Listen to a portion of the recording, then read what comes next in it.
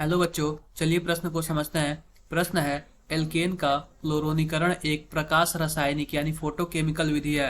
यह किस विधि के द्वारा प्रारंभ होती है? विकल्प ए दिया हुआ है हेट्रोलाइसिस, विकल्प बी दिया हुआ है होमोलाइसिस, विकल्प सी दिया हुआ है उष्मीय विघटन और विकल्प डी दिया हुआ है जल अपघटन। तो बच्चों, सबसे पहले हम प्रश्न की मुख्य अवधारणा समझते हैं कि प्रश्न की मुख्य अवधारणा क्या है। लिखते हैं यहाँ पे मुख्य अवधारणा।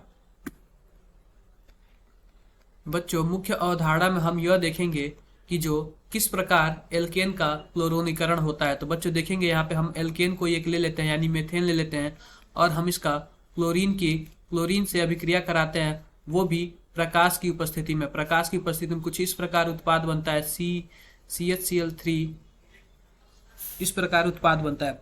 बच्चों, अगर हम बात करें, यहाँ पे हम प्रकाश लिख देते हैं प्रकाश। अगर हम बात करें तो जो पहला पद कुछ इस प्रकार होता है, जो क्लोरीन होता है, क्लोरीन अगर ये जो प्रकाश की उपस्थिति में जाता है तो कुछ इस प्रकार से दोनों अपने अपने एक एक इलेक्ट्रॉन ले लेते हैं और दो मुक्त मूलक बना लेते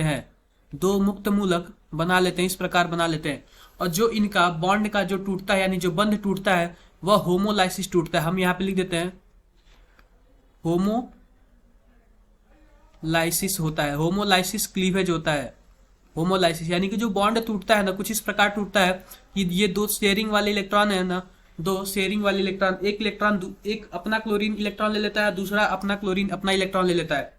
इस प्रकार जो बॉन्ड टूटा है तो वो होमोलाइसिस क्लीवेज होता है यानी होमोलाइसिस विघटन होता है।